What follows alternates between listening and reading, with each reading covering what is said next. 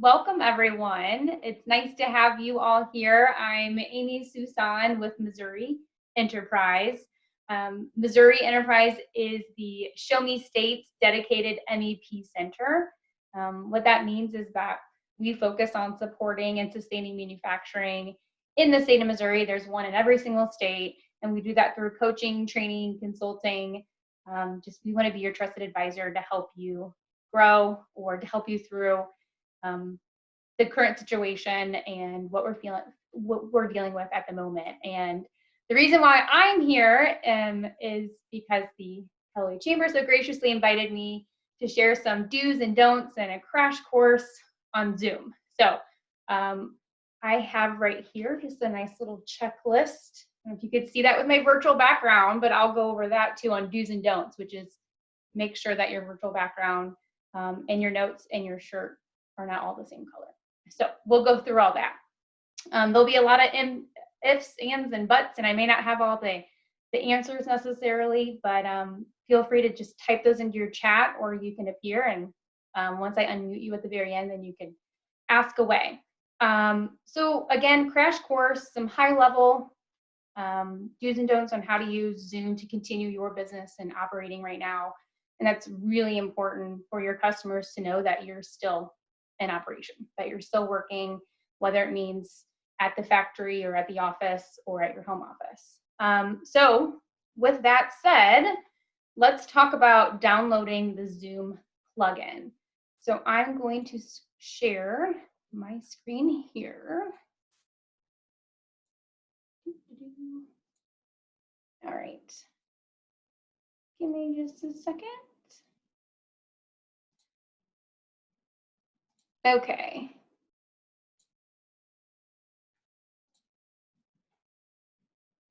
All right, so the first thing you want to do is download the Zoom plugin for your Outlook. It's pretty easy. You just Google download Zoom Outlook plugin. And when you do that, it gives you these quick, easy steps, and I'll show you how I did it. Let me just back up and let you know what this is for. This is so that you can create Zoom meetings and invitations right from your Outlook. So if I'm in my Outlook and I would like to go ahead and download the Zoom plugin, I hit File, and then I scroll down to click Manage Add-ins. When I click that, what will happen is your, whether you're using Chrome, whatever browser you're using, will pop up an option to download that. And what that does is it will then add this plugin to your Outlook. And as you can see right here, I've already done that. So if I want to schedule a meeting, you can see this little Zoom plugin here. I'm just going to hit Schedule Meeting. And this is if I wanted to have a meeting with you or another client or business. You're going to make sure that you have, this is all checked. This is the default setting, that your video is on, your participants are on, and that you allow both telephone and computer audio.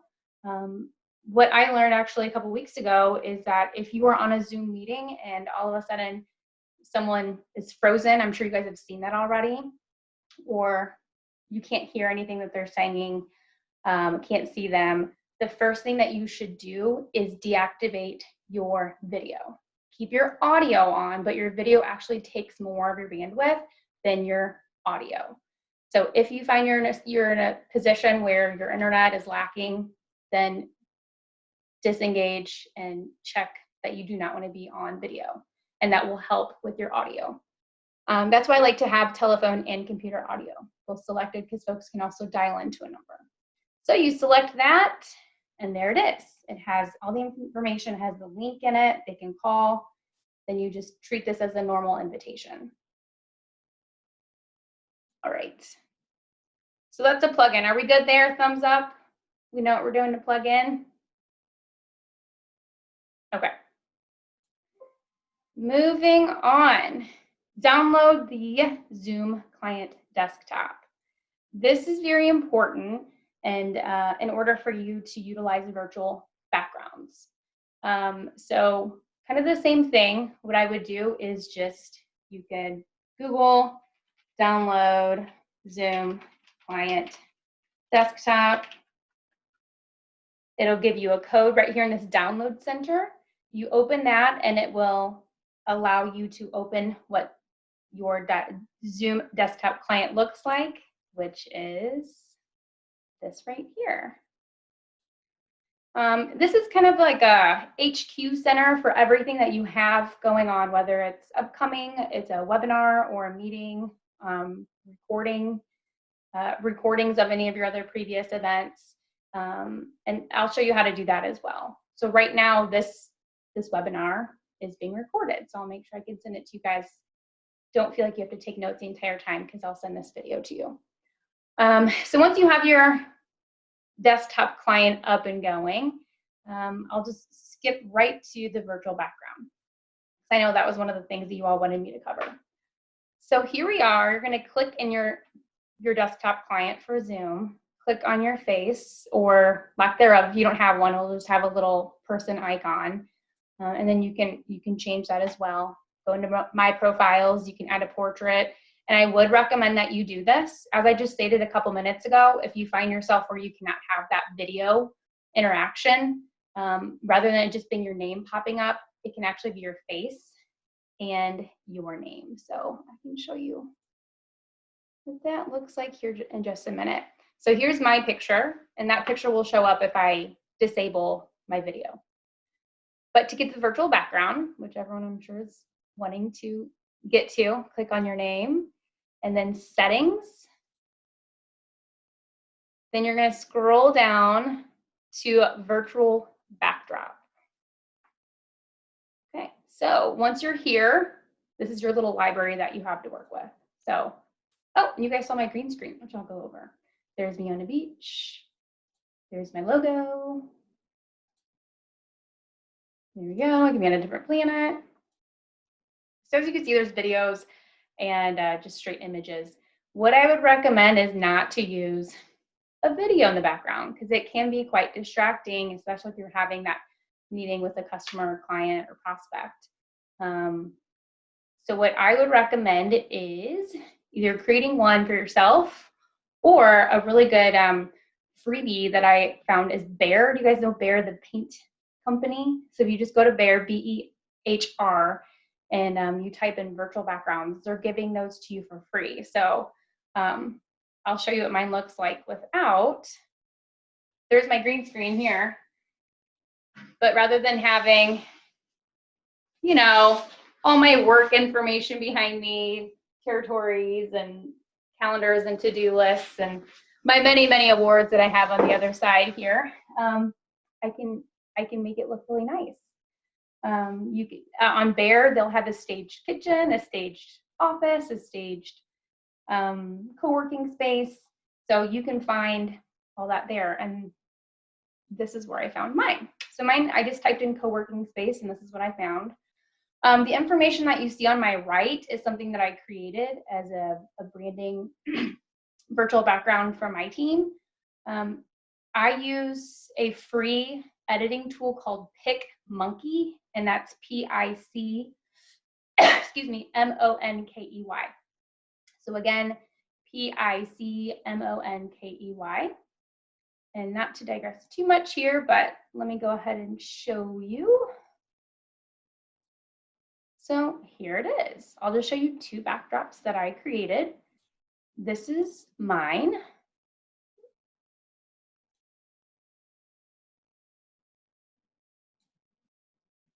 It's loading my image.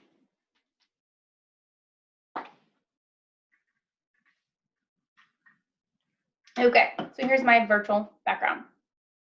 What I can also do is email you all what I use, and you can use the exact same thing when you're making yours, or modify it to meet your needs. So I just created new, and then I used Facebook cover as the size. Then you just plop your virtual background in, and all these fun little layers on the left side, you can start building, add your logo. We may want to do a follow-up, and I can kind of take you through that, nod your head if that's something that we'd want to do. Okay, so we can have a follow-up on that. I'd be happy to help you. All right, going back. So I created my virtual background, I saved it as a PNG file, and then all you do is click here, the add button, and then you select your file. And that's it. And then once you have, you upload that into the system, then you just select that the one that you'd like to use. So this was my first rendition. I didn't really like the black. There's my fun bear background that I added to it.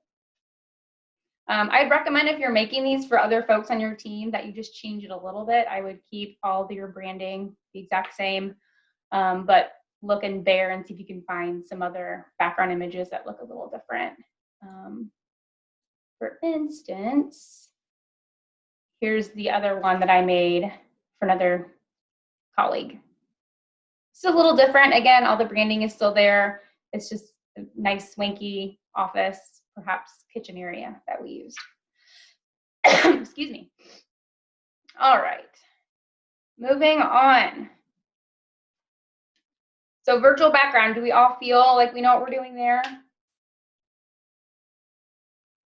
Thumbs up. Okay.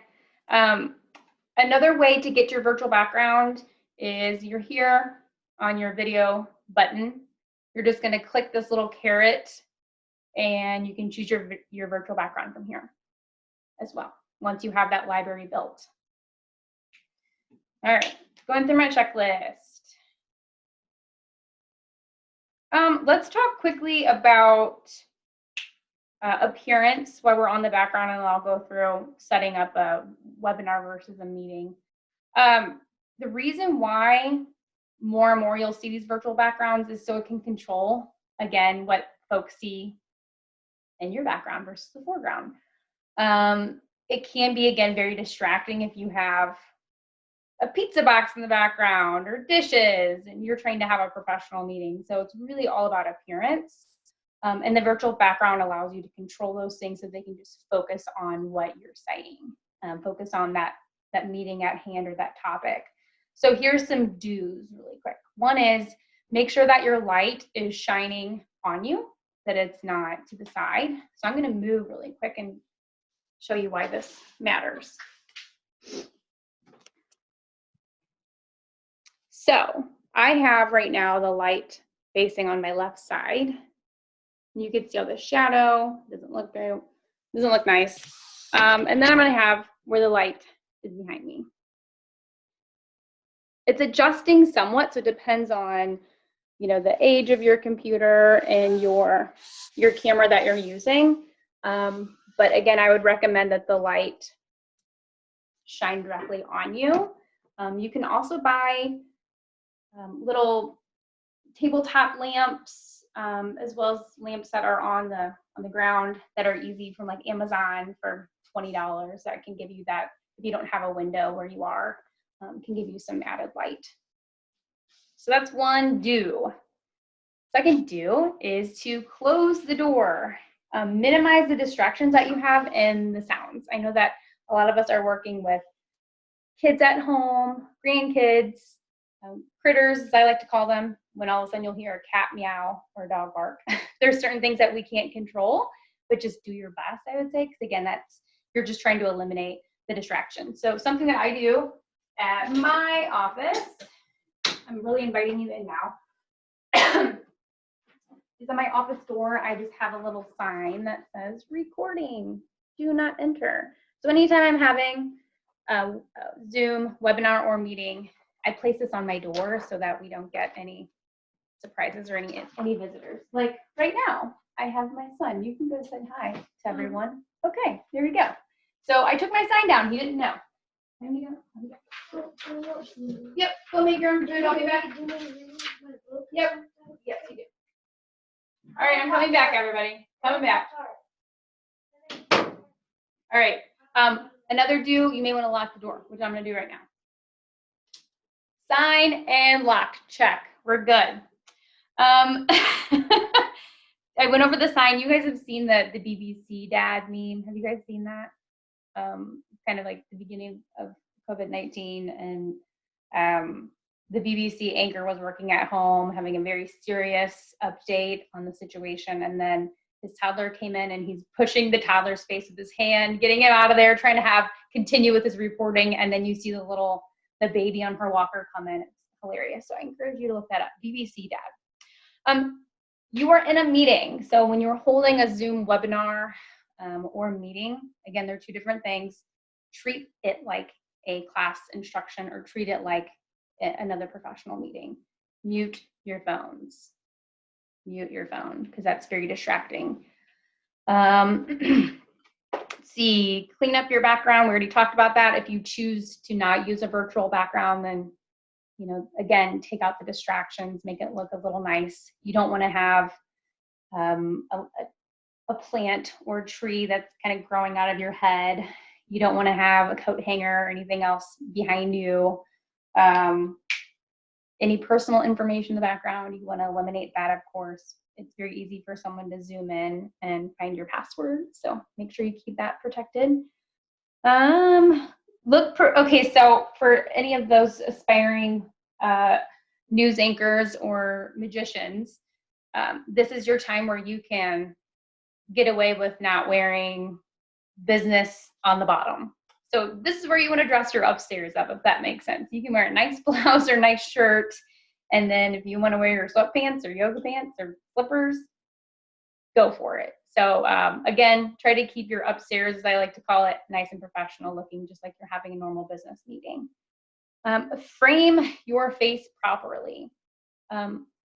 You don't want to come up to the camera like this, check your teeth and everything else before you start your meeting. You also don't want it like this because that's, again, distracting and awkward. Same thing here. You want to make sure that you have it to where you have about 2 fingers above your head. Excuse me.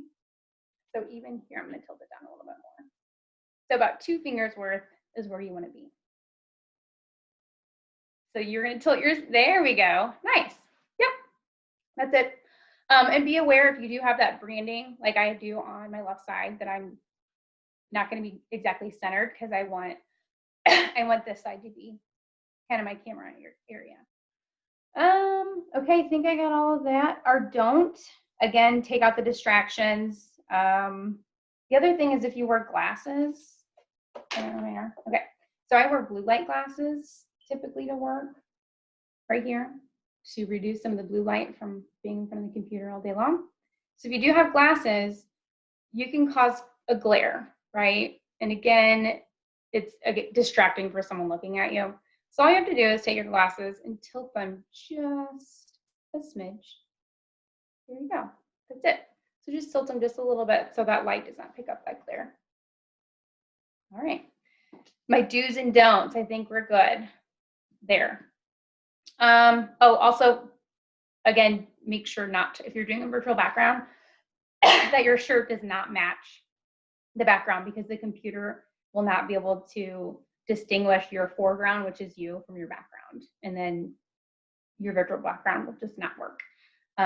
What I purchased, which you can on Amazon, and it's very upsetting because Amazon knows that we are in this situation and we're having to do these virtual backgrounds and having to utilize Zoom.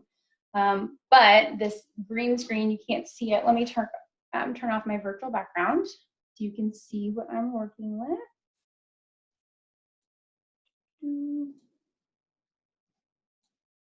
Give me a second. Okay, so I'm on none right now. I turned mine off.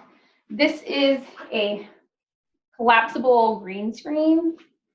It fits in a nice little package. It was on Amazon, I want to say $70. That price went up. It was only $30 a couple of days before, and I thought, oh, I don't know if I'll need one. And then I noticed that my virtual background wasn't as crisp and clear without it, so I went back and now it's $70. And I think this one's actually out of stock now. You can also just order the green fabric from fabric store, obviously have it delivered, or Walmart, or even Amazon. Just something with this nice Kelly green color. If you do a lime green, like this color, it's not going to work as well, or a dark green. So look up Kelly green backgrounds or backdrops, and you could just even have it on a pole behind you, or if you have a door, even push pins. I did that as well before I purchased this.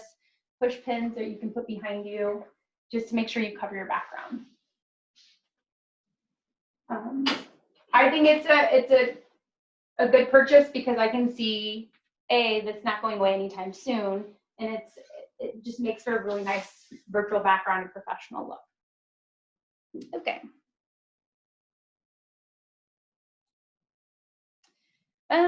Let's keep going. So, webinar versus meeting. This right now, we are in a Zoom webinar, which means we are allowed to have panelists. So we have a couple of panelists, myself and our lovely friends at the Callaway Chamber, serving as the panelists. Now I can unmute her, which I should have, so I apologize. You're unmuted now, by the way. If there's any feedback or input you want to provide. So webinar, you can have panelists. A webinar, you can record it, which is what we're doing right now. We'll make sure this is available to you. You're not able to have a waiting room if you're using it as a webinar. And again, I cannot see the folks that are joining us. So that's, if you want it to be a meeting where you can actually see people and it looks more like the Brady Bunch, then you're going to choose Zoom meeting and not Zoom webinar. A Zoom meeting, you can have alternate hosts. So let's say you are double booked and there's 2 important meetings that you're holding simultaneously. You'll want to make sure you give someone else the hosting rights or select another person on your team to be the alt host. So that means that they can still continue on that meeting without you if you are called to another meeting. You can also record your meeting. You can have a waiting room, which is really nice. So if you wanted to powwow with your co-host about, you know, the outline of the meeting, you could do that. And then what you'll do is it'll look a little different. I'm going to share. I'm still sharing my screen, it looks like. So let me pull this up.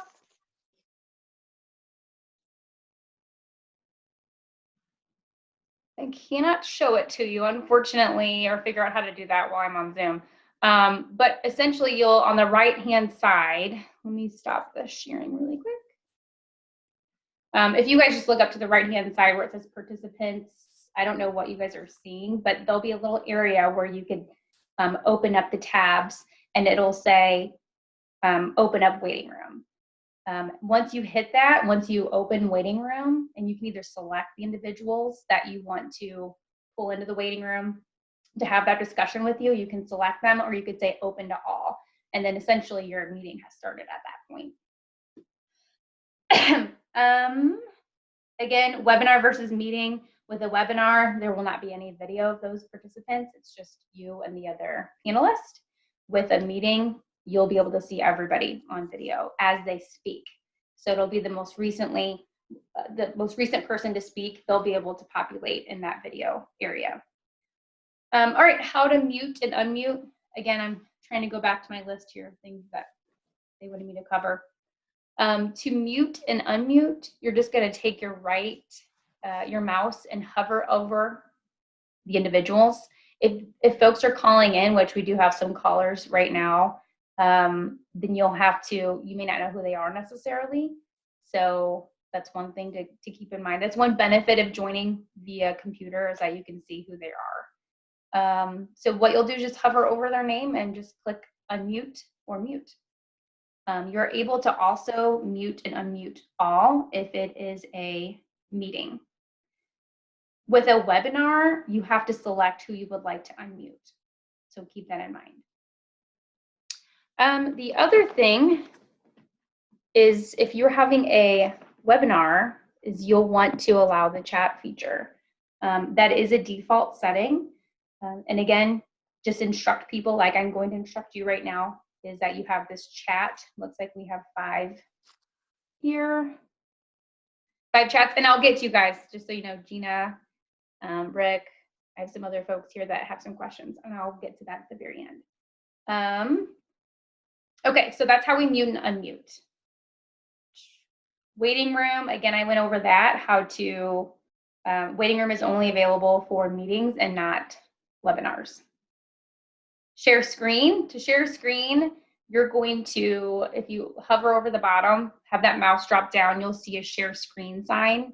If you're hosting the webinar or the meeting, you can, you guys see this click, I don't know if you're seeing what I'm seeing, but there'll be a little message up so you cannot see it.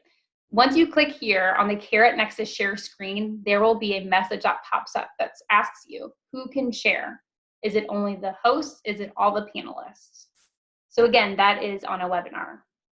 And then you can hand that right over. So I'm gonna go ahead and let's just try this out.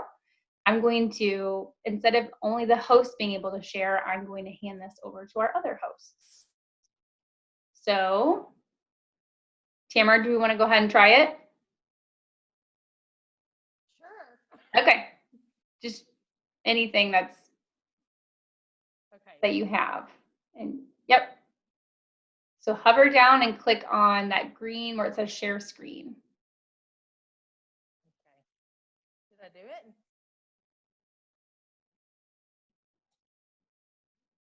Yeah, there you go.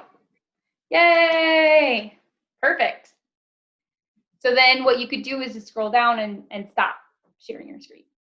Or she just did that, or as a host, Okay. I can take over that authority again by pulling that caret up and then saying only the host share.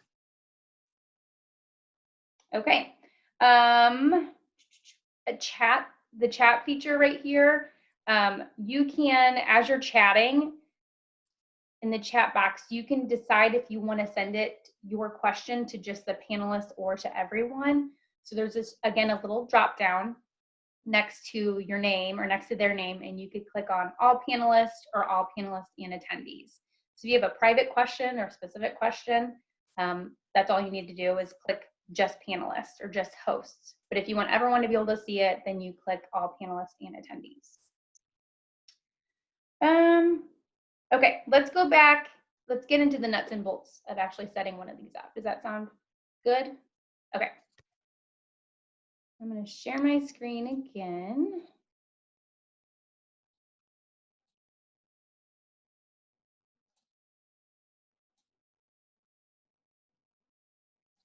Are you guys seeing my screen? Yep, okay. So I'm just gonna go into Zoom.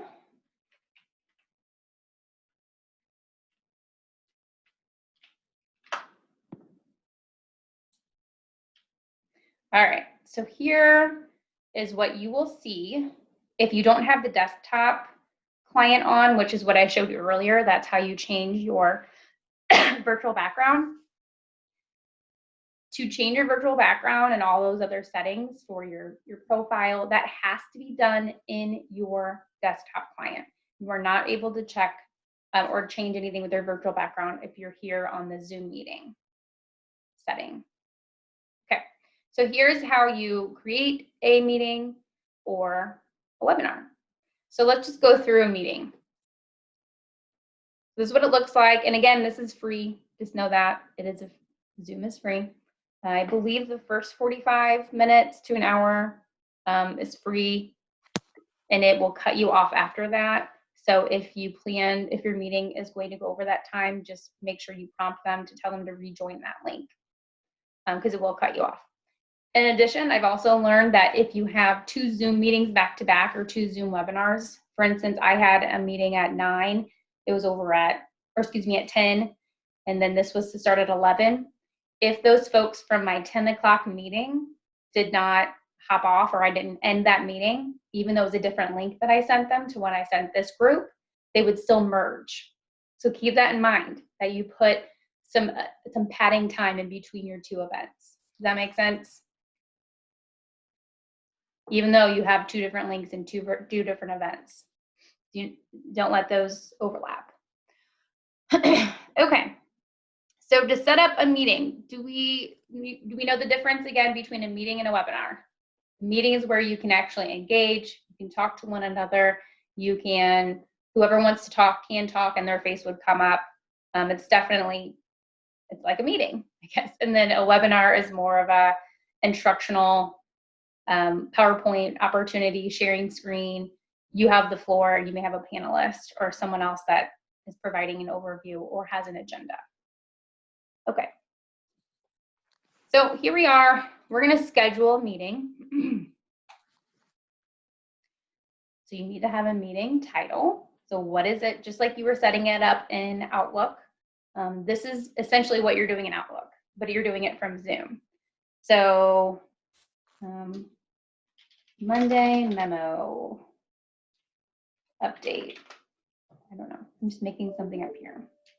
Go over to-do list. Okay. You set the time or the date. Self-explanatory. There's the duration. So maybe Zoom is an hour now, it looks like. That's the default setting. Where it says required here, registration, that's something you'll have to decide. Whenever I am setting a meeting up with coworkers or colleagues or a client, I do not make registration required.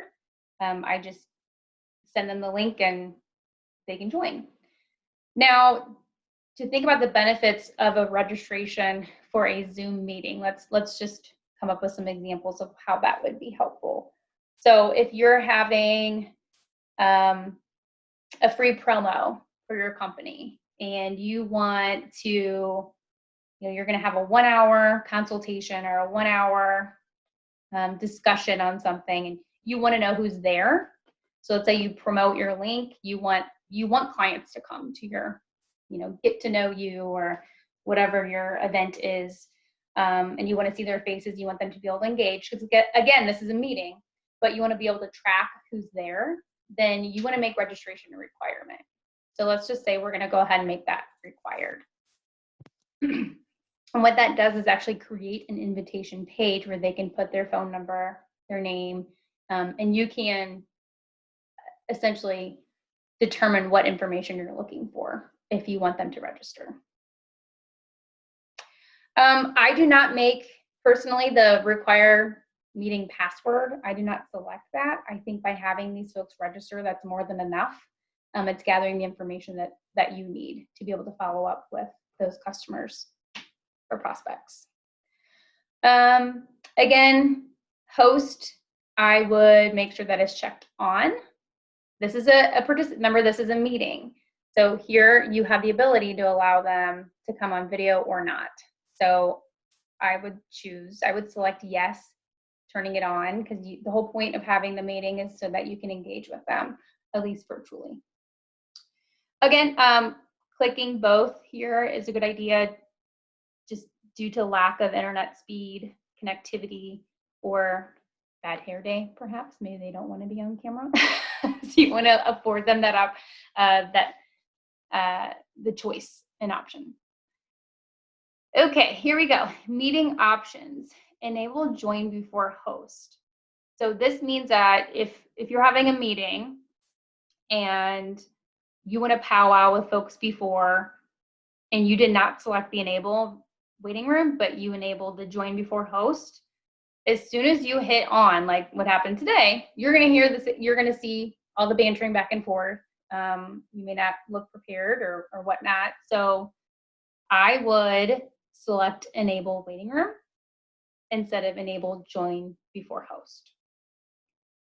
Again, that would be my recommendation. By enabling waiting room, they're put in that queue, and once you hit start, you'll have to go over to the waiting room and allow everyone that's in the waiting room into your meeting. I can give you an example of how the waiting room was extremely helpful. We had a teleconference or a meeting with Lieutenant Governor Mike Kehoe, with the state. We had other elected officials that we wanted to give them the floor, an opportunity to speak before anyone else. We had this agenda. So what I did was enabled waiting room, and then I could see when Lieutenant Governor Kehoe popped in, when these other phone numbers I was looking for that kind of made up the panel, and I allowed them one by one to enter the waiting room. We chatted briefly, just like it was a waiting room, and then I asked, okay, are you guys ready to go? Yes. I hit broadcast and I let everybody else in. So that's just an example of how we use it. I haven't used this before right here, so I don't have much information. I apologize. I'm not a pro at Zoom. I've just been using it for a month now and just trying to share my failures and successes, shall we say. So I do not know every single button on Zoom yet. Let me preface it with that. I do hit the record the meeting automatically if it is an event like this. Now, if it's just, again, I'm meeting with the coworker, I don't record it every time. So just make sure if you do want to record it and offer it, send it out as an email. You can actually upload these directly to YouTube, which is great. I can jot that down if we want to go over that as a follow-up on how to do that. Okay. And then here's an alternative host. Again, if you have to step away or you're called to another meeting, I think it's always a good rule of thumb to tag someone, let them know as well that they are the alternative host. So if you can't make a web meeting, that other person can hopefully carry the torch for you. So once you do that, you hit save. So I'm going to go here, record the meeting. I'll just use Donovan since he was already up. You guys saw that I clicked record the meeting automatically, and it'll make you select either on the local computer or in the cloud. I always click on local computer, and it'll show you after the webinar, a little window will pop up and show you where it saved it. So we can go over that next time if you'd like. But I have yet to use the cloud. I've always done where it records it as an MP4 file on my computer that I then pull into YouTube.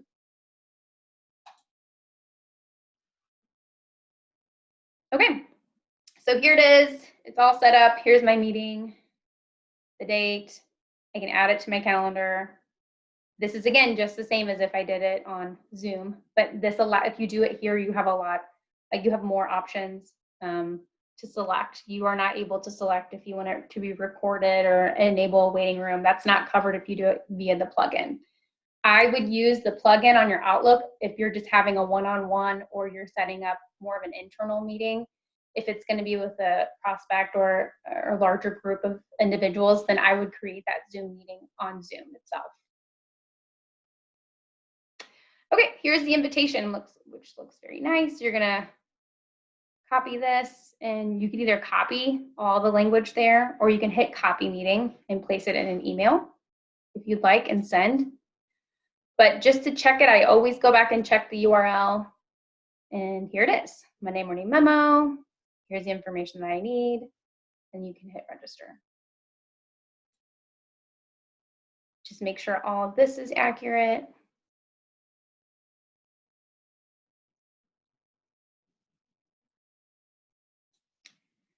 Okay, there's the branding down there. All right. I also have to go over branding templates. So after you save it, you can scroll down here and it says registration. It'll tell you how many people registered, and you can check that as it happens. Automatically approve, again, because I already felt like they went through one hurdle by registering for my event. So I'm not going to have another barrier by having to approve them. However, if you are, let's say, promoting this publicly on your social media channels or sending an email out or somehow it gets to your competitors, then this may be a good option where you'd want to automatically approve. Let's face it, I think, again, we're all trying to use tools like this, so you may have competition that wants to join and see what you're doing. So that may be an option for you. That makes sense, where you want to approve those that register. Okay, email settings. Let's say you have someone that works on events that's dedicated to coordinating your events.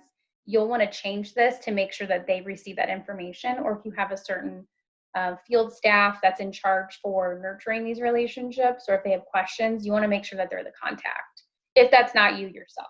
So this is where you would change that information.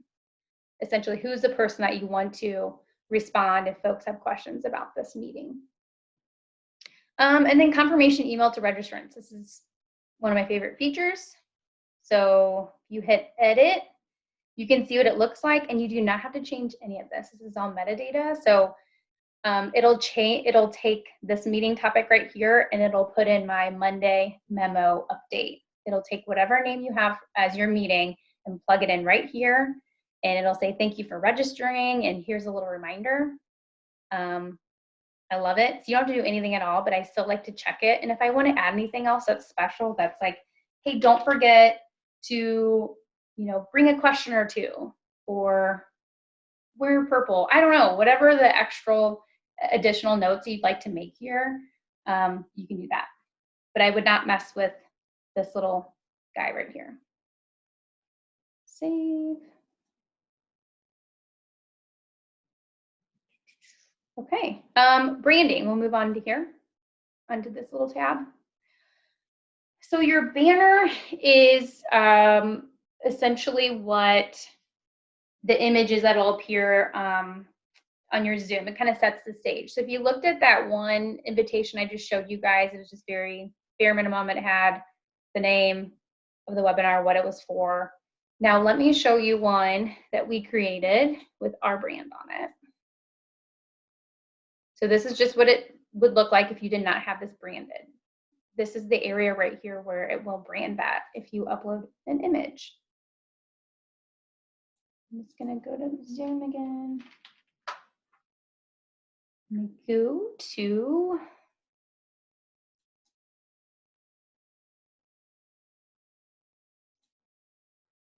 okay. So this is the difference. This right here is where you can brand that area. Again, that PicMonkey is especially helpful. You could go in, and what I typically select here is Facebook cover. Those dimensions work really nicely right here. So if you select, or excuse me, Facebook cover, and the other one was Facebook event. So Facebook cover, add your logo, whatever you like to call it. If it has a specific theme, like this is part of our COVID-19 webinar series, but if it's just, meet the customer or happy hour, whatever you want to call it, that's where you would brand that. So you create your image and then you would upload that right here. It has all the specifications on size. And your logo is right here. So you could see here, this one does not have our logo. So our other ones did have our logo, but your logo will appear somewhere toward the bottom if you have that.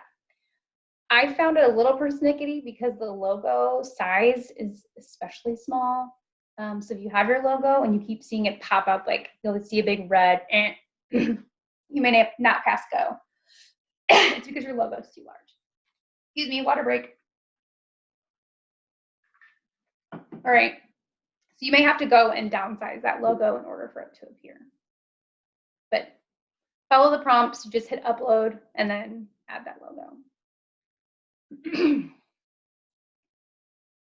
Okay, I'm gonna go back to my meetings. This is how you can organize all of them by just clicking on meetings. You can see which ones you have coming up. It's also great is you can click on previous meetings right here. So if you've ever had a meeting possible and you want to see, because I also have export results on here. So you can export if you want to ask a polling question or a follow-up question, you can do that. And you just click on whatever the event was. So I didn't record that one, so I can't necessarily, and I did not ask any polling questions, so there's really no additional information to extract from that. But I could if I had recorded it and asked questions. Let's go over to, are we okay to go over to webinars now? Yep. Okay. Webinars, right here. So I am in one right now, and it shows that I'm in one.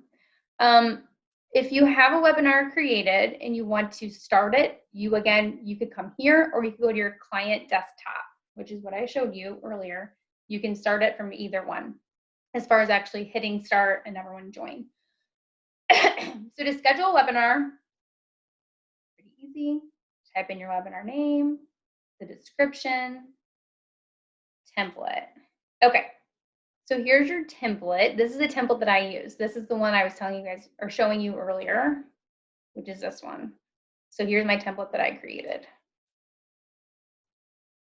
So I'm going to select that one.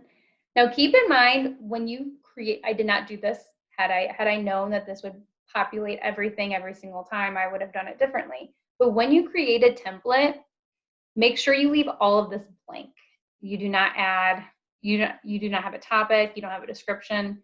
You just create a template and then leave it all blank, because otherwise it's going to populate this every single time. So just know that. And I know we're kind of going over time here, so why don't I go ahead and add that to our follow-up, is how to create a template. Is that okay? Okay. Let me take notes. So template. I also have PicMonkey, making a virtual background. What was our other one? I can't remember. Sure, you'll tell me. Okay.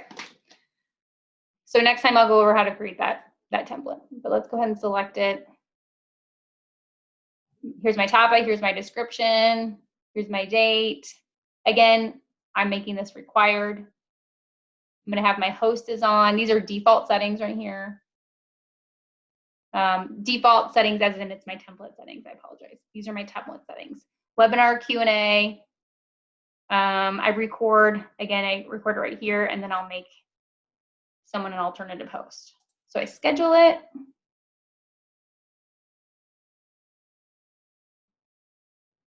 Okay, that's what you do. When you want to create a template, what I said before, you do not want to have the topic or description or anything in there. The only thing you want to have for the template is right here. You click on branding, you add that banner, you add your logo, and once you do, you hit save this webinar, and then it'll create a template for you. And it'll ask you to name the template. That's pretty much it. And then once you create a new webinar, you can select which template you'd like to have at that point, and you can make as many as you'd like. Okay, so here we are. Here, let's start over on invitations. And I believe the default right now for the free setting is 100. If you want to go past that and invite additional folks, then you have to, there may be like another package, another level that you'd have to look into. Here is your registration URL. You can either copy that or you can email the invitation from, it would come from Zoom though, so keep that in mind. Go down. I'll just, again, I'm showing you how I use it.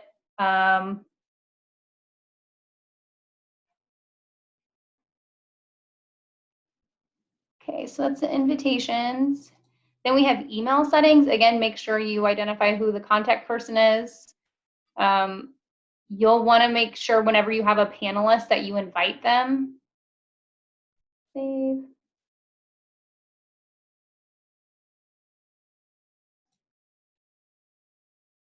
Okay.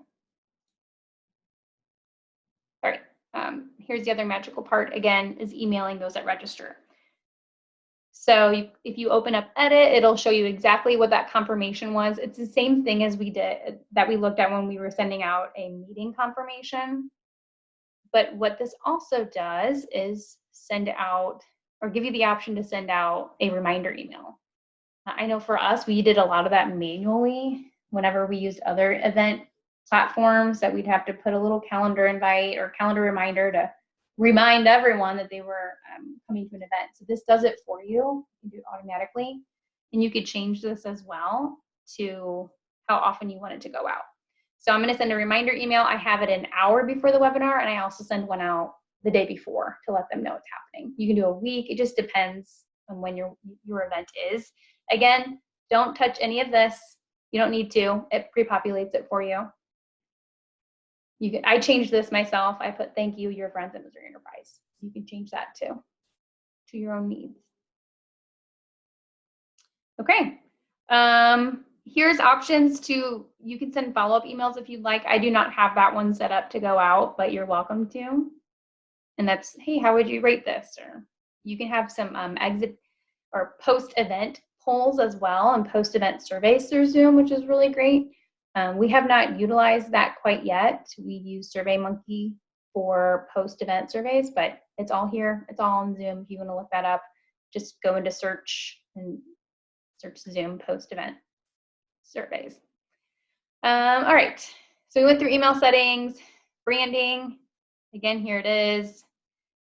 This is where you add the description of the brand that you wanted to use. All right, polls. Sorry, I'm gonna hit. All right, so if you're having an event and you want to ask, did you find this helpful? Do you want someone to reach out to you? How soon did you want to connect, or how soon would you be interested in moving forward with this project, or whatever the reason, whatever polling you want to ask. Who select if you're wearing blue today versus red. You have all those options and more. So here you can add a title for the poll. You know, I just put like customer feedback. Or even just webinar feedback if you want it to be generic. Just type your question, and if you have it all typed out in Word document, you can just copy and paste it if you'd like. So, was this helpful? Yes. No. And then you can keep adding more questions. So, what color are you wearing today? Sorry about my typing here. Red, blue, green. Just keep adding and adding. So let's just say those are the only two that I want to do. Okay, so those polls are there. You'll want to create your polling questions before your webinar, not on the fly. It's just, I think, I haven't done it that way. I'm sure you could, but I like to have my polling questions figured out in advance. When you are in your webinar, you guys can see this right here. So once you're ready, I'll poll towards the end of my webinar, but let's say you use this as a way to engage with your audience. So you'll want to set a poll at the beginning or in the middle. All you have to do as the host is scroll down, hit poll, and you can add a question here, like you said, on the fly. The reason why those polling questions are not showing up here is because that is for a different webinar. That's for that webinar I just created. That's why you're not seeing these here. But had I created a polling questions before this, it would all be saved within this Zoom. But let's just go ahead and create a poll.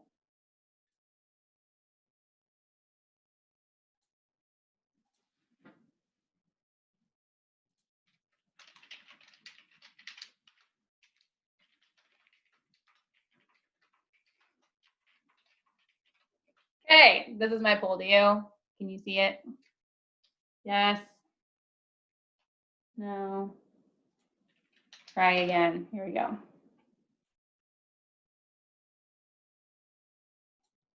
Okay, so I'm going to go ahead and launch my poll. Be kind, but I'm asking you right now to take my poll. I have 1, I have 5, I have 6 that, oh, I have 1 that said try again. I'm sorry.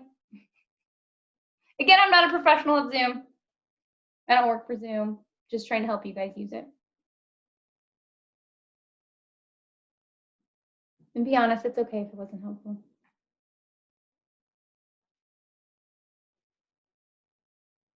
All right.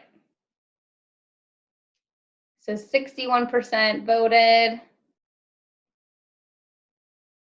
I think it's going to stop there. Okay, so 94% of you, 94% of the 65% that voted said it was helpful.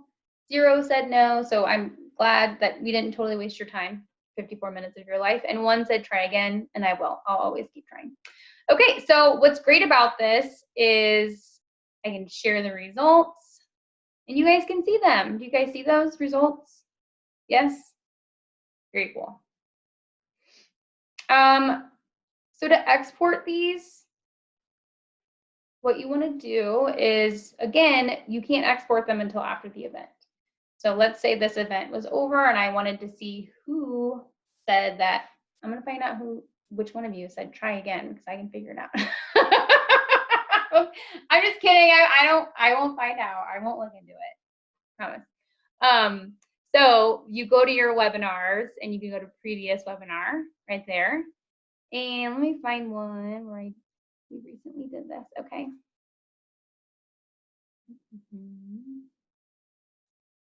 Oh, sorry. You're going to click over. You guys can still see my screen, right? Yes. Okay. So you go over to reports. And I want to go to webinar. And I want to see my poll report. So I want to export those results that I just asked. So I'm going to pull a report, and then I need to choose the event. There's another way to do this. So they populate, but okay, here we go. I'm going to choose this one because we had 41. Take the poll and then generate my report.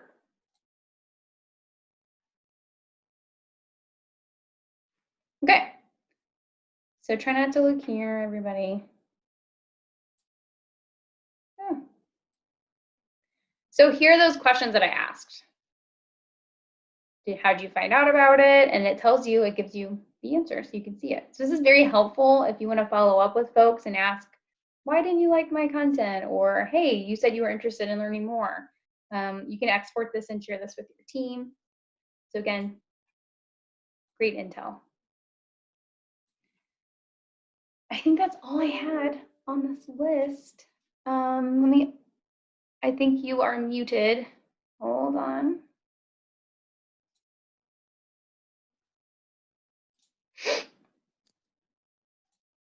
Okay. Crash course in Zoom. How'd we do? Anything else? Oop. That's in. Can you hear me? Yeah. Okay. I learned a lot, so I hope everybody else did as well. Sweat jacket is not appropriate for Zoom meetings. And can you tell us a little bit about the training that you're going to do on Wednesday? Yes, absolutely. So a prereq was not required if you want to join our training on Wednesday. And if you missed last Friday's event on the 17th on TWI and how it can help you skill up, cross-train workers quickly. Again, it was created as a result of World War II and Rosie the Riveter, trying to pull people in and train them quickly. So we are pulling that program back up and hoping to help manufacturers with their workforce challenges. So Friday was just a quick overview of what it was. I have that webinar. It was recorded, so I could send that to this team if you guys are interested, and you can look at that as well as the invitation to Wednesday's event. So again, if you want to watch that Zoom, you can. If not, it's not necessary in order to participate this Wednesday at 10 a.m. And that's where Laura Lee Rose, who's our TWI, one of 3 TWI instructors, that will break down.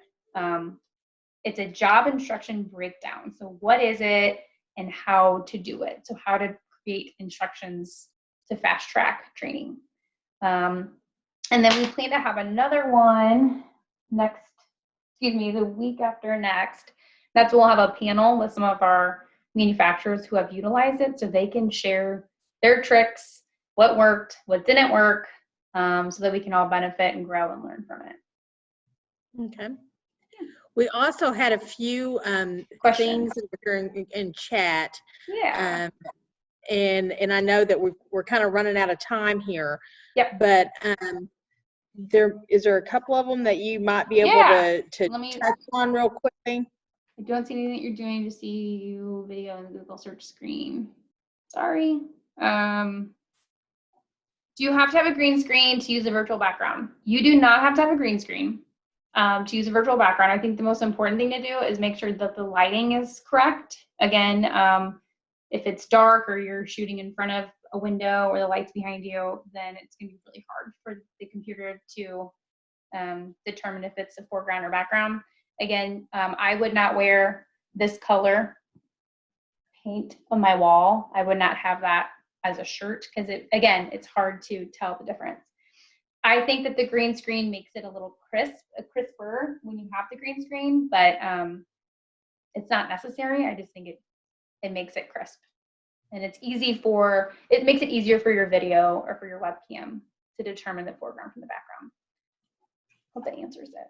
And again, as I stated earlier, it all depends on your computer. If it's a super duper new one, then I think it's probably going to make it a lot easier for your virtual background as opposed to an older one or an older webcam. It's going to be harder for it. So green screen may be more beneficial for those folks. Okay. What did you click on to make it appear? That was your question. Was that virtual background question? Did we answer it? Yeah, I think it was, yes. Okay. So again, down here, you scroll down to where it says, you see that video icon, you see the caret, and then you can select your virtual background. But again, you have to go into that desktop client first to add your backdrop. And if you just add your logo, it's going to make it all black behind you, and then you'll see your logo flying through your head. That's why I went to PicMonkey to create a custom backdrop. Okay. With the Zoom meeting, I've heard that messages sent privately between participants are shown to the host at the end of the meeting. Is that correct? I have not seen that, Helen. I've exported a lot of the different reports from Zoom, and I have not seen any of the chat between attendees. I do some more digging on that, but that did not appear in any of the reports that I've seen. How to launch to YouTube recording is something else. Yes, that's right. I'll jot that down. So YouTube recordings. If you guys are wanting to do this right away and record something today and post it on YouTube tomorrow, I don't want to warn you necessarily, but I will say as soon as you open up that Zoom, it's recording. So unless you go back and post event, post edit, which you can do in YouTube, you can edit the first couple minutes as you get ready and whatnot. There's a way to do that in YouTube, but I just want you to know if you pull this MP4 from Zoom, wherever you have it saved, straight into YouTube and publish it, then it'll record everything from the very beginning. That, waiting room, banter, or just you checking out your backdrop, it'll all be on there. So just know that. Okay, I think that was, do you see any other questions? See, there was some Q&As over here. Oh, yeah, there we go. So I think there needs to be some better description on the waiting room. Okay. Can you use a poll after a meeting? You can't use the same, like the way that I created a poll, it would not be the same thing. That poll is only for a live poll. If you wanted to do a post survey, you can do that in Zoom. And I would encourage you just to go into Zoom, search post event survey, and it'll show you it'll walk you through that. Okay, so that question about I couldn't see what you were clicking on to load the image. I think that was where you had the video. It says stop video or start video. Is that where that's where you go to choose the virtual background? That's where you load from your PicMonkey or anything like that. Is that correct? Yes. So it's down in the left-hand corner. Yes. Next so to the new. Correct. It's your client desktop is what you need. So in your client desktop, it's hard to find mine with my webinar on. Okay. So once you go to so you guys did not see me add my virtual backdrop. Was that right? Okay. Right. So what I'll do following this is I'll take a couple screen captures of it, and then I'll show you how I did that.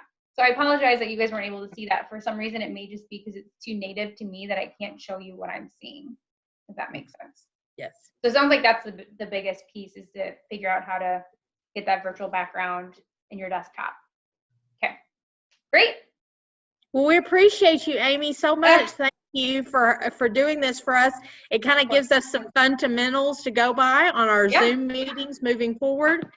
And we're learning new things every single day. So that kind of helps us get an extra jump start on these Zoom meetings. So we appreciate you taking the time. And Missouri Enterprise, we appreciate them and all of the training that they're providing. Thank you guys so much.